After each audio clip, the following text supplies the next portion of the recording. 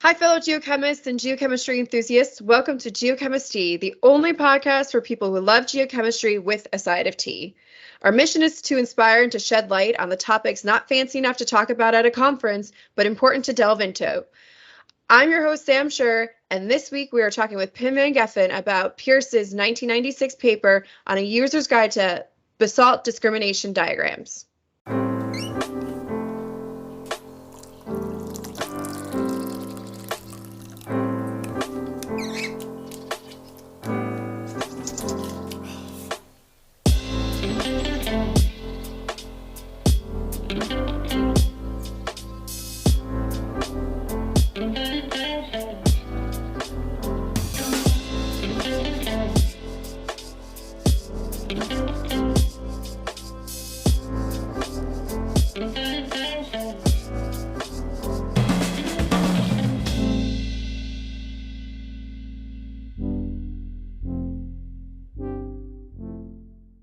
Pim van Geffen is the technical director at CSA Global, working to illuminate the geochemical data of ore deposits. Pim, welcome to Geochemistry.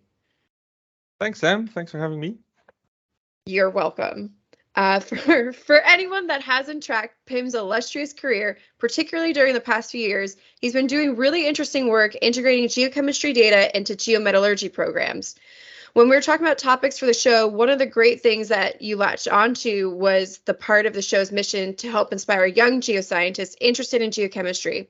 And for this reason, you decided to go with a theme of how to honor the data that you have and to interpret it in the best way that you can. So can you expand a bit about this for our audience? Yeah, so what I hope to get across today is people feeling comfortable with their data, whatever their data are. And sometimes you just end up with a bucket of data that you have to make something interesting out of, and to have the tools to do that and also have the confidence to do that is a really important thing. And so we can't always just rely on the textbook to tell us what to do and follow instructions. We sometimes have to get creative, and it's a bit like being a cook in the kitchen, and you can follow the recipe exactly, but sometimes you don't have all the ingredients, and if you don't have the right ingredients, then how can you still bake an interesting pie? Well, that's a great metaphor. And I look forward to chatting about it. So we've touched a bit on your career, but can you take our listeners back a little bit further? So what got you interested in geochemistry, and how did you pursue your career? Yeah, so that's interesting. It's actually been quite a linear career. From it started at age 4 or 5, I think, when my mother would take me to these mineral shows, right? So rocks and minerals, and I was just so inspired by all these shapes and colors of crystals, and how did these minerals form and how did they get those colors and shapes. I was just at that age already really intrigued, and I mean that I didn't become my mission to then go figure this out.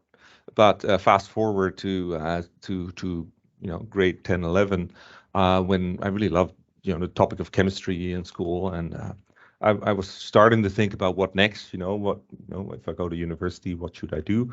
And then thinking about, like, it would be fun if I could apply chemistry somehow, somewhere meaningful. And then in grade 11, there was this long list that was going around all these universities and open houses and stuff. And there was one university, Utrecht, in the Netherlands, where I grew up, that offered geochemistry, and that sounded really interesting. And I thought, oh, if that would be a combination of chemistry and geology, because I had followed, we had done some geology as part of our geography course in grade 9, and I was really curious, like, oh, if that is indeed combining my interest in the lab and the field and rocks and minerals, that would be phenomenal. So I went to the open house, and of course, I was one of 2 geochemists there to actually come for geochemistry specifically, of high school students. So I got the full tour of this 4th-year student, and he showed me all around, and he told me about all the wonderful field trips that were involved, and I was immediately sold on geochemistry. So I couldn't wait to finish my high school degree and get into that. That is extremely linear. I definitely had a more roundabout path, but wow. I didn't even know that they had undergrad programs in geochemistry, actually. I didn't know either until then. But so there was only one program in the Netherlands that offered this. So that's where I ended up. Yeah. Very cool. So then, any tips or advice to give our listeners wanting to break into geochemistry, in whether it's the fields of geomet or resource geochem, mineral exploration, anything you got? Yeah, so as small as the field is, the number of people in the field is relatively small, but the breadth of the field is enormous. So if you do have any interest and passion about, applying chemistry to understand rocks, minerals, soils, environmental systems, then the field of geochemistry has lots and lots and lots to offer. So, yeah, some level of comfort with chemical data is required, but I figure that people who have that interest will already have developed some basic level of that. And what another thing that I should reference my high school. So I went to Waldorf school, and the Waldorf school is much more about much less about the hard number science and more about the phenomenology. So what is happening? What do you see happen? Color changes, things. So getting some of that alchemy, so understanding behavior of elements and affinities, and understanding how elements behave together in the environment, whatever environment you're talking about. So whether it's mineral systems or environmental environments, environmental environments, environmental geochemistry. We're talking about waste rock environments, weathering environments. The geomet environment also. It's just understanding the composition of your materials so that you can forecast how the processing and waste characterization and tailings behavior, all that behavior of the material downstream. That's really the key of the geomet mission that I'm on, so to say. So it's just to best characterize and understand the materials that you're working with.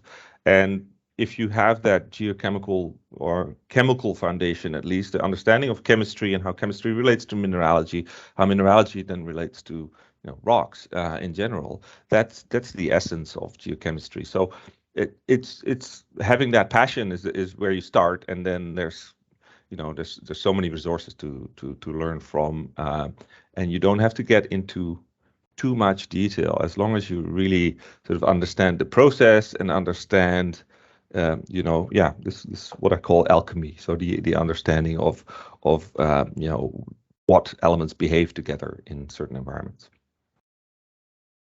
That's super interesting, and I can't relate really much at all to your story there. I went to public school in the US. Sure. So we just, a lot of social science and everything, right? No alchemy allowed. That'd be very close to religion, which we tried to separate, right? Fair enough. Thanks a lot for that. And I hope that our listeners really got something out of it. I think that at least I appreciate you on a new level. And I think that I'm really into mentoring. And I think that would be helpful to kind of put into that when people start asking me questions like that. So thank you. Moving on to our next part, our tea section. I know that I had to explain to you what tea was. So for our listeners, tea is just gossip. It doesn't have to be harmful. Anything that you got. That said, Pim, what tea did you bring us, and spill it? Yeah. So the interesting thing about, well, I should relate a little story first before we get into that. But when I told my now wife Maya that I'd been in school for geochemistry for 10 years, and then she says, "Oh, that's a very long time to look at rocks." Yeah, okay, thanks. Now, the other thing that the geoscientists tend to do, and this is not to promote alcohol consumption in any way, but most geologists will understand that is sort of if you take an honest look at the alcohol consumption per capita across universities by discipline, then I'm sure that the geology will sort of fall in the top 1 or 2. And that's just the reality. It's not telling everyone, especially younger listeners, that you have to go and drink. But I will relate one story that relates to my supervisor, my PhD supervisor at Queen's. But Kurt Kaiser, he's since passed, unfortunately. When I met him first, he was working, with Anglo American at the time. I was working with Anglo American at the time. Anglo, was sponsoring my PhD position at Queen's. So I thought, well, if I don't do that now, then I'll never go back to school again. So I went to Queen's and I met with Kurt, and then he took me out for lunch at the grad club, which later became sort of my second living room in Kingston. But we had lunch there, and then he said, "Oh, you want to have a beer?" And I said, "Well, I'm giving a presentation in the afternoon, so maybe I'll have a beer after that." And then he says, "No, you'll have a beer." He says, "I've had two types of students, one type that drinks beer and the others that don't." And he says the ones that do drink are better students. So this is completely his opinion. I have not verified this anywhere. So this is just Kurt's empirical observation.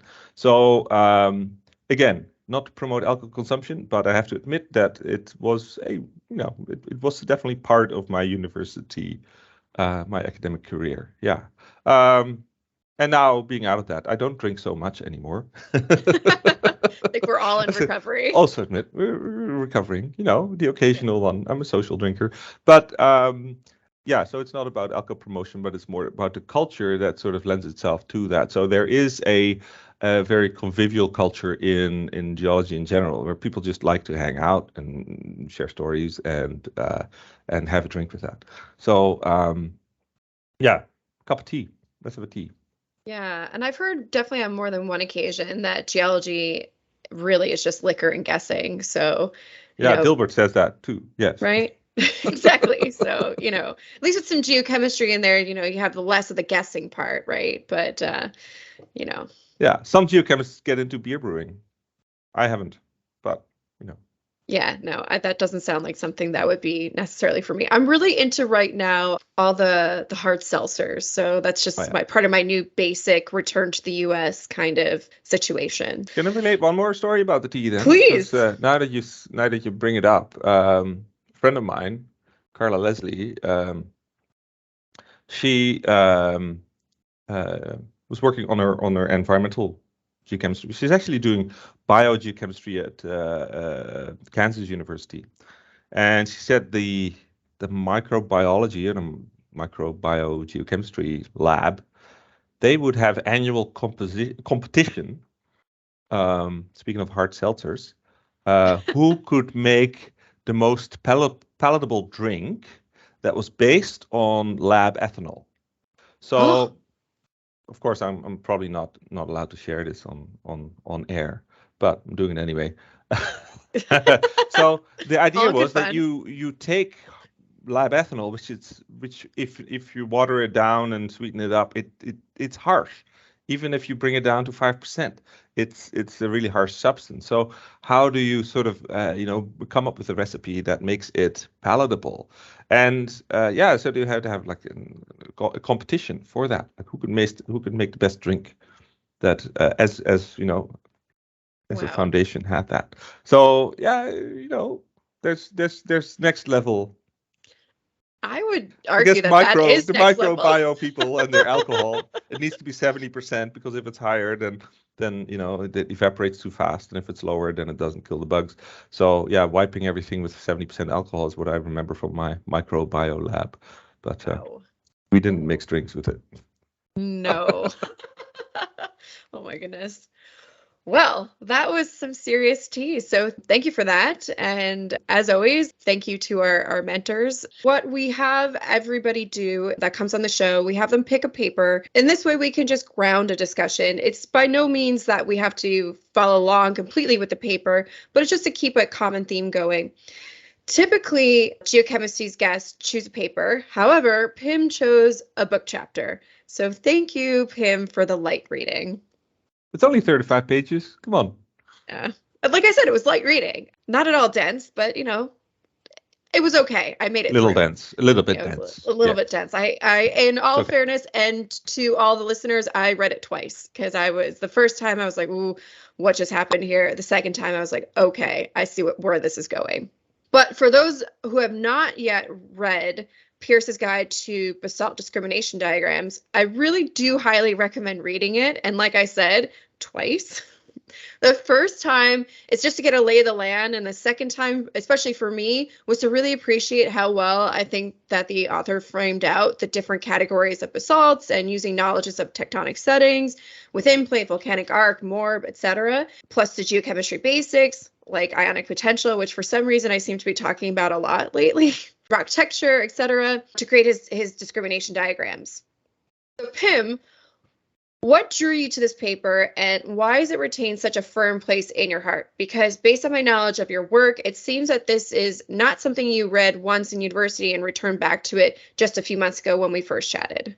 The paper itself, it's not my favorite paper in the world. That's not the reason I chose it. The reason I chose it was that the diagram that's discussed here, this volcanic rock discrimination diagram, is one of the most used and sometimes abused diagrams, and it features in IOGAS, but it's available online. It's available in this paper. It's available in it's all over the web. It's all over our world of geochemistry and lithogeochemical rock classification. So the reason I picked it is because it describes the way that the diagram was constructed, and what fundamental knowledge went into the reasoning of why to use the axes that were used, and how to choose the fields that discriminate the different volcanic suites in that diagram. And once you understand the process of the diagram development, you can use it for yourself to work with your own data and generate your own kind of classification or alteration or whatever process you want to describe in a diagram. Just having the comfort of understanding your data well enough to generate your own diagrams. That's really the reason that I picked this paper. The paper also, another reason that I picked this one is that it's really describing the process of updating a previously existing diagram, right? So Winchester and Floyd had published this 25 years prior, and they did the best they could in terms of describing it, describing these volcanic suites, but they didn't have a whole lot of data. So then this paper describes, how the fundamentals hang together, right? So understanding petrogenesis, understanding the evolution of magmas and melts and subduction related and not, and then ending up with a best fit diagram that everyone can use to, if they have the right data and sampled the right rocks, then they can use this diagram to classify those rocks. So it's really helpful. It's just a really helpful tool, but it's even more helpful if you understand how it was constructed, so that you can then modify it, augment it for your own use. Before getting to diagram construction, I think a really important point that I just would like for you to clarify to our listeners is, how would you know that your rocks are fit for purpose? Right. Yeah, that's a really good point. About the rock selection, which is one of the things we'll get into, I guess, the analytical process later. But the rock selection itself, it's making sure that you have representative rocks to begin with, right? So if you want to define particular suites of, say, flavors of rock, in terms of chemistry, you want to make sure that you understand exactly where the rock came from, and that you have labeled it correctly, so that it's whoever took that sample understood that they were sampling a fresh-ish rock, because we are talking about a diagram that has mostly immobile elements on the axes, which means that if there is some degree of weathering or alteration, then those ratios would not be affected by it. So that's why it's also a very useful diagram generally, is that, it's a bit more robust than, say, a total alkali over silicate plot, which is much more sensitive to weathering and alteration, where these elements just move around a lot. So we're talking here about zirconium and titanium on the y-axis, and then niobium over yttrium on the x-axis, and those four elements are generally conserved in alteration and weathering processes. So yeah, it's important that you pick that the classification of the rock, so that the petrology is done right, that the sample is collected from a place where you understand the setting, and to begin with, because if you start mixing up rocks even before you do this work, then of course you get fuzzy results.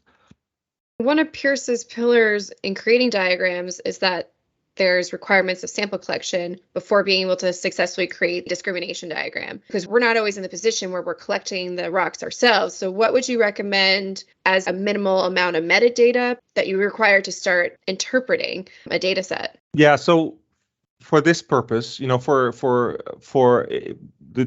say the academic literature, you would really want a thorough description of each sample in terms of petrography, right? So you would have thin sections made. You'd really understand the mineralogy, the mineral assemblages of each rock very well to make sure that it's classified appropriately, right? So that's just the characterization of the material needs to be done properly.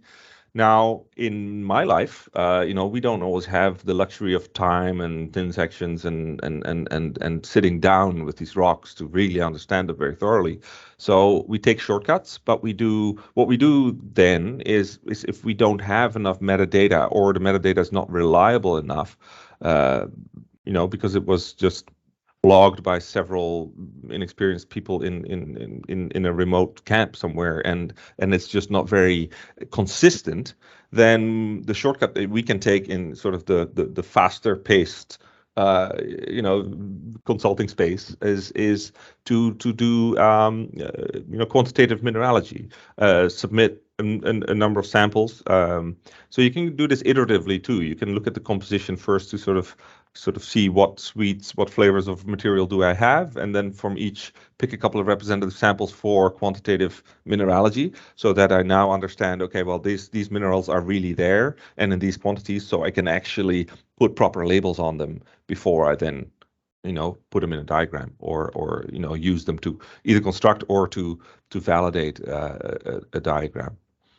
And then just to quantify for our listeners, when you're talking about quantitative mineralogy, you're talking about doing something like XRD, or QXRD, or you can have grain mounts run by microanalysis, right? There's the QEM scans and the MLAs, and there's the different micro analytical techniques that are sort of SEM based, that really map your minerals and give you a quantitative estimate of the total mineral composition, and that's really important. Yeah.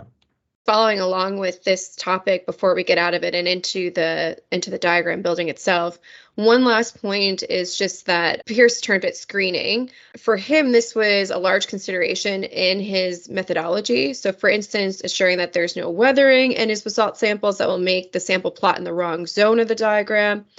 But like we've been talking about, working in mineral exploration and mining, a lot of times we're actually hoping that there's element mobility in our samples because of now we're in an alteration zone. So for this purpose then, does screening become a step that you ignore when making plots, or do you still include this step, but in perhaps a different way? Well, so if you want to select your most representative sample, so you want to screen out the ones that are on the boundary. The way, being a geochemist, the way I go about this is to actually just empirically first look at the total composition, look at all these, the different element ratios, not the ones that just described here. But a place to start is understanding that when we look at immobile trace elements, that we can somewhat safely assume that they haven't moved around too much in the process of weathering and alteration. Just in case that they have, and if we're in a, say, a skarn system and we've really reacted different rock types under high pressure, high fluid, high conditions, where we're not just altering the rock, we're reacting to different rock types to form completely new rock types, essentially. Now it gets a bit trickier to do that. So this is where you sometimes have to rely on lithological logs, or if you have it, petrography or quantitative mineralogy again, to classify those rocks. So to do that screening, and you have to do some level of screening to pull this further. So to my previous point, if you want to select representative samples, you can first do that based on total composition, and you can look at the clustering of your elements in multivariate space, which we can maybe talk about later. But understanding just the flavor of each material type that you have, whether it's the same rock that's now an altered equivalent, right, or the fresh equivalent, and but understanding that you have these different suites, and that you then try to pick the most representative one of each suite to do the detailed characterization in terms of quantitative mineralogy, and then come back to then put proper labels on your rocks. So yeah, that level of screening is always involved, right? So when just a quick sidestep on geochemical EDA, exploratory data analysis, what we do in when we just are presented with a bucket of data that we know nothing about, is that we look for three things. We essentially look for trends, we look for clusters, and we look for outliers. And once we establish trends, clusters, and outliers, then we can say, okay, well, we see in the trends, we can see which elements, correlate. In the clusters, we can see the suites of materials that we have, the different rock types. And the outliers tell us, something that does not relate to those clusters or those trends. So something that's off the trend or out of the cluster. And we use that kind of EDA, so this just completely empirical interaction with the data, to then identify those outliers that if we're interested in it from an exploration point of view and we want to find that anomaly, we can go and chase it up. But if we're doing a rock classification that we're talking about now, we want to screen those out, and we want to not include them in the characterization of the main clusters of the data. So, it's got to be fit for purpose. So when we're talking about constructed diagrams, we want to exclude the outliers. But when you're running an exploration program and you try to find a target, then you might want to chase up the anomaly, right? Yeah, no, you make a great point about everything to be fit for purpose. And if you have the luxury too of setting up your study beforehand, you have to be asking the right questions. And even if you inherit a data set, you still have to ask the right questions, and then to figure out what part of that data set is fit for purpose for the current study that you're doing. But I think now I'd like to pivot us, and as we lead up into talking about these diagrams, I think one last lingering thing I'd like to clarify with you is just a lot of times in these diagrams, we'll see elements on the Y or the X axis, and we'll also see element ratios. Mm-hmm. Could you explain why most discrimination diagrams are based on immobile element ratios? Yeah, so specifically this is what's described in the paper, so I recommend you read it to the readers, right, or to the listeners to actually read this and say, why do we use those ratios? And you can actually see that it has to do with the relative mobility of those different elements in this case in magmatic suites. So as you have crystal fractionation, there's compatible elements that that go into the rock, and the incompatible elements that stay in the melt. And as you fractionate over time, so the ratio of the incompatible over the compatible elements increases. So that's the gist of it. And yeah, this is really important thing here is that because we're using immobile element ratios, those relative behaviors of each rock that you've sampled, they actually capture, and those ratios remain relatively constant throughout further evolution. So the post-genetic modifications, such as alteration, oxidation, weathering, have relatively little effect, right, to a point. So at some point, your yttrium starts to leach out, and your titanium starts to mobilize. But generally, it's really helpful to use those immobile ones because they preserve their relative abundance in the rock record. Now, the problem that comes with that, this is the other end, because they're so immobile, they're also really hard to dissolve, right? So zircon mineral, zirconium silicate, is extremely hard to dissolve because zirconium is a high field strength element, and so it takes a lot of abuse for that to go into solution. And that's why it's so important to understand your lab methods. Anyway, Agreed. That's a little side note, but so why are we looking at immobile elements and their ratios on diagrams? Well, if we look at, I guess the other part of your question was like, why do we sometimes look at elements, just one element over the other, and sometimes we look at ratios. And I think this paper actually describes very clearly how the evolution of the volcanic suites, actually the fractionation is described in this incompatible over compatible element ratios, and how as you fractionate your rock, that ratio changes. And that's why there's these two.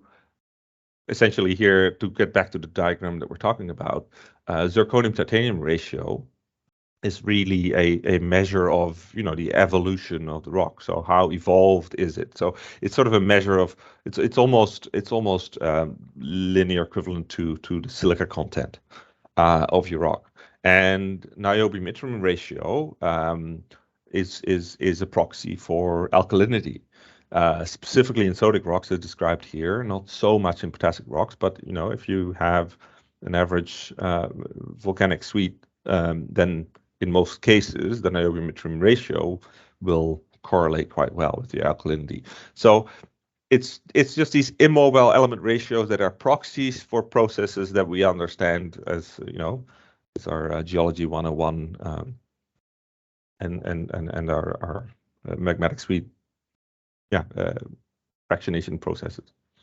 Okay, one more comment on this particular diagram that we discussed that I haven't made yet, which is critical, is that because there are ratios on the axes, you might not see, if you just use it right away, you might not see problems in your data. So if you have detection limit issues or precision issues in your titanium or zirconium or niobium or yttrium data, it can look like pretty clusters on your diagram, and you may think that you're looking at different rock suites, but then you look at the original data by themselves, and you see that they're just these straight lines of very discrete invariant data that you should have pulled out before you started.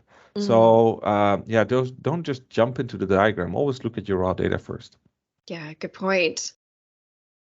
The paper really does spend a chunk of time dealing with these empirically derived diagrams, which I know that you like quite a bit. And to an extent, it kind of eyeballs these field boundaries. But I've noticed, whether seeing some of your work in some of your papers, talking with you about how you go through your process, in your work, you routinely create diagrams with unknown data.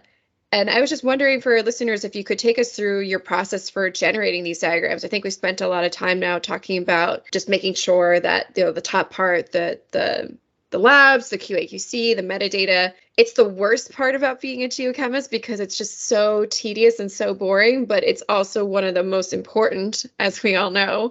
But let's just say that all that is good. We're looking good. What are your next steps? Could you take us through that? Yeah, so this is where I'd refer to IOGAS. So full disclosure, I used to work with IO Global, which then became part of Reflex and Imdex now.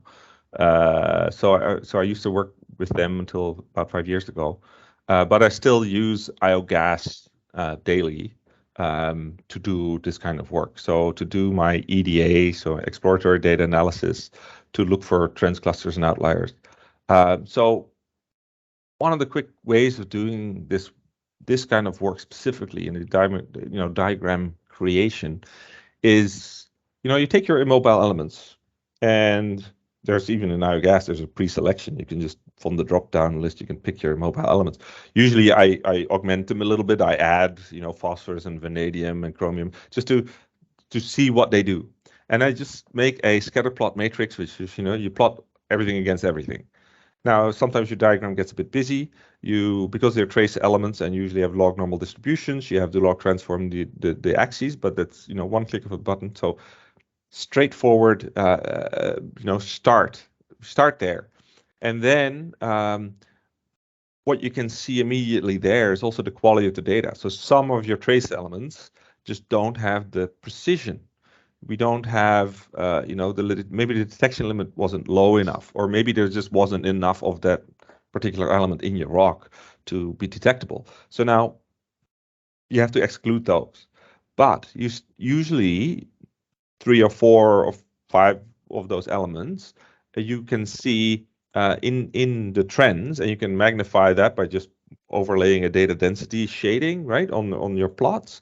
So you can see trends where they relate together, right? So you see like linear or sublinear trends, and then you see and then you see perhaps clusters, and your outliers. So you can see all those in sort of the bivariate space in the scatter plot matrix. So that's the first start, and that's when you see your data clustering, and you pick the elements that give you the best results in terms of clustering. You can then look for whether there's a trend in their ratio. So you also have to be able to read the diagram and say see that some element ratios actually maybe describe the difference between between several clusters. If that is the case, then you can actually generate that ratio. Just calculate the ratio of those two elements, say a phosphorus vanadium ratio, right, as an example, which is maybe not a textbook thing, but if you see that trend in your data, then you can use that, and you just park that and say, okay, I'm going to use that one. Then there's a couple of standard ones, like the ones we discussed here of the Pearce and Winchester and Floyd diagrams, zirconium, titanium, niobium, yttrium, and then there is all the work that that's out there in the petrogenetic literature, right? About strontium yttrium ratios, et cetera, et cetera. So you make some of those standard ratios, and the ones that you observe in your diagram, you exclude the elements that don't work because they don't have the precision. Often tantalum or tungsten just don't, they just don't have the precision, so you exclude those. And then you work with the ones that are workable. And then if you then really see the clustering that sort of best pulls apart, there's also you can if you're familiar with techniques such as discriminant analysis or run principal components analysis, if you see linear trends that you can use to help differentiate. Now you can get very advanced in that to best pull your clusters apart. But first, as a sort of a really empirical process, you start with that. So start with just the raw element data, understand what is useful, then see if you can make ratios, and then add them to the list of potential candidates, and then and then you start coloring your clusters. So you give them labels. So you just manually. And then usually what I do then is I compare those clusters that I've manually identified with if there's any logs, So I don't start with my lithological logs, although I can just color it by lithology if I want to, and just see how the lithology is split out by these compositional clusters. But I really start with the compositional data, just pretending I know nothing about the rock. So anyway, we can talk for an hour about the details of how to proceed there, but I think that's sort of my angle on it. And then I use the labels to validate my classes, and I go back and forth iteratively to come up with a best characterization of the actual materials I'm working with. Yeah, and I like how you say that you go back iteratively. Your diagram just doesn't appear out of nowhere. I think a lot of times when people see these diagrams, maybe not geochemists, but maybe geologists are just like, oh, wow, that's so intuitive. That's so easy. We can apply that everywhere. But just the sheer amount of work that goes into them is really important for people to understand. Oh, and that's exactly why I suggested this paper too, right? Yeah. Because he actually shows in one of the figures also how he uses these ellipsoids of, where the data plot in general to define his boundaries. And that is, that process, understanding that process is much more important than knowing how to pull up the diagram and plot your data in it, right? Yeah, no, exactly. And I guess the other thing that I'm wondering, this is a published work, so it's a bit more academic in nature. What you do currently in your position is more industry related. I'm just wondering, at what point can you say that, okay, this diagram is good enough? Yeah. Well, that's Difficult. the lumping and splitting conundrum. Yeah. So there's the lumpers and the splitters. You want to have something that's practical, right? So when I'm working in the geomet space, I'm working with a mind plan. I'm working with blocks in a block model, and they have certain dimensions, 10 by 10 by 15 or 20 by 20 by 15 meters, which is quite large. So I can get really tedious and find my teeny tiny cluster here and there, but it's irrelevant to the scale of the mine. So I need to make sure that it's relevant to the scale of the mine. And then the other thing is that you're working in a mineral deposit, so you have certain suites. So once you identify those clusters, your material types, some of those material types are ore, and some of them are waste, right? So and then the process downstream from that is understanding, what characterization is required for each. So if it's ore, if it carries enough metal for production, then we need to make sure that we characterize it in terms of, comminution, crushing, grinding, milling, and recovery. So, whether it's flotation or a leach pad we need to do those metallurgical tests on the ore samples. And ideally, which is not commonly always done, is we would take the tails out of that process and then expose the tails to the environmental test work required for the tailings discrimination, characterization and discrimination. And for the waste suite, we need to make sure that we identify what flavors of waste we have so that we can do the appropriate environmental test work on each of those suites. And if we start with geochemical compositions as a starting point, it will allow us to be much more selective in what samples we pick to be representative for each suite, right? So our variability test work can be much more targeted. We can get away with fewer samples because we can focus on domains or material types that we've characterized based on their chemical composition. And that's a great starting point. So the major part of the chemical composition of the characterization of these chemical suites, if you want, is the mineralogy again. So here's quantitative mineralogy comes in both the ore and waste characterization. You need to understand what minerals are present. So and then it gives you then an idea of whether you need to further split certain domains, right? Data domains, material types, or if you can sometimes lump them together because they have a very similar behavior.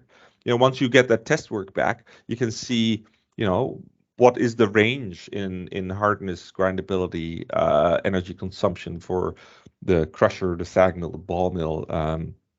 What is the range in recoveries that I get for a certain suite? Is it all very similar between these two intrusive suites? Can I just lump them together? So you go back and forth, and then eventually you end up with what's called a geomet model, where you now have a block model that you have labeled each block with its behavioral characteristics in the downstream process.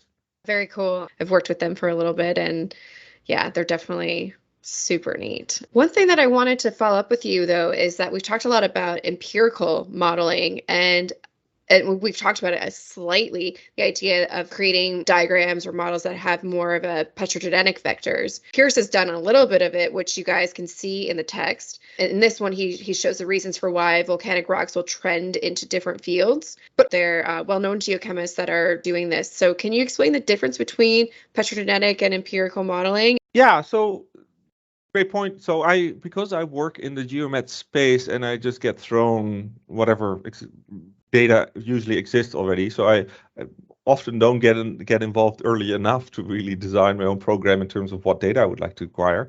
But okay, so we have a drill database, and now you just have to make it work, right? However, if you work in the mineral system space, and there's a lot happening in that space right now, and that's where you really want to come in. You come at it with an understanding of the mineral forming processes. So from original source, and all the conduits, and then where they end up, the concentration mechanism, and how we actually form these economic ore deposits. So now you're looking at a very different scale. You're looking at a different time scale, different spatial scale, and this is where those petrogenetic ratios and systematics really come in. Fractionation is just as discussed in this paper, but also a lot of the work that Bob Laux and Scott Halley have been doing. And I got to salute Scott here for putting all that work that he's done. He's developed also his own empirical diagrams similar to what I just described, but a lot of his work is more in the space of understanding the evolution of your system to see whether it has the potential to be fertile, for instance. So now you're looking at fractionation, fractional crystallization, and understanding which elements go into a hornblende versus which ones go into a titanite versus which ones go into all these different. So there's a lot of understanding the fundamental behavior of these elements, again, in their mineral system, that can help you derive these sort of more predictive, or prescriptive diagrams, I would call them. So understanding the mechanisms and behavior of elements in that system, that is something that there's a lot of literature out there, but even what's not really out in the published literature, there's a lot of work that Scott and Bob and others have done, that's now available, and I definitely recommend you look into that, because that, as long as you have the right data, again, those can be really helpful in understanding your mineral system. So if you're doing, early days porphyry exploration, for instance, and you're just starting with your first grab samples and maybe a whole one or two here and there, to actually understand whether there's any point in pursuing this, then those diagrams are really helpful. So that's not traditionally the space that I've worked in, but others have, and definitely refer to Scott's tutorials that is all published online on his website. A lot of times these diagrams are made for rocks, but what happens when, especially early days, you have stream sediments, you have soils? Can you just comment on what do you think about that? So yeah, two things. This is where most mistakes are made in oil gas. Is people plotting soil or sediment data in these petrogenetic diagrams, and then actually labeling them according to the diagram. So that would be the mistake. It's not a mistake to just plot your data in there to see if you see some clusters, and if it can help you discriminate different suites of material. That for that purpose, the exact same diagram can still be useful, as long as you don't apply the labels that are in the diagram, right? So it's it's understanding, of course, when you're looking at soils, there's actually different fundamental different behaviors and characteristics that you want to map out using different diagrams. But when you're looking at sediments or tills or material that's a bit closer to the protolith rock composition, then these diagrams can still be very helpful to just identify different suites. Don't stick labels on them until you know where they came from and get a good reference of the actual location and source, so that you can maybe put a working label on that yourself. So yes, still useful, but this is also where they get abused or misused in iogas a lot if you just don't know what you're doing. So you have to really understand about each diagram that exists in the literature or in iogas. You have to understand what its intended purpose is, and that doesn't mean that you can only use it for that. But it does mean that if you use it for something that it was not intended for, that you are very aware of that and that you don't use the labels, that you just only use it empirically again as a potential discriminator. Those are excellent points. And I thank you really for going over that with everybody. And I think now, just to wrap up, and unless you have anything else to say, we need more geochemists. I we need agree. A lot more people. I mean, part of the mission of this is to start recruiting. Yeah. Yeah, that's what we need. We'll come back and we'll talk about mentoring. We need we need a community. I think this podcast helps. It's great to build the community and to let people know that we're out there. We may be few and few we're and out far there. between. We're friendly. We're approachable. Come and talk to us. Exactly. Yeah. We're a global community. Come hang out. Guys, I mean, the first time that I was considering when I was leaving my master's that I wanted to do, that I wanted to be a geochemist. I mean, the first friendly face that I saw at PDAC was Pim, and really? Yeah, one of the first. I didn't know. you just had your little iPad and you were showing off the Leapfrog link with iogas. And guys, he didn't have a ton of time for students, but he also was super approachable and he was very excited. So any geochemist you'll find is generally excited about what we do. Come and find us.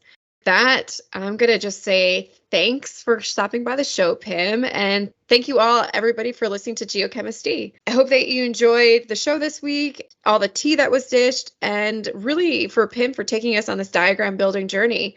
I would like to thank our sponsor, LKI Consulting, and to It's Water and Coma Media for our music. And I'm looking forward to chatting with you all next month when we sit down with Mike Whitbread and we talk about the bridge from classical to the future of geochemistry. Awesome. Thanks, Sam. Thanks.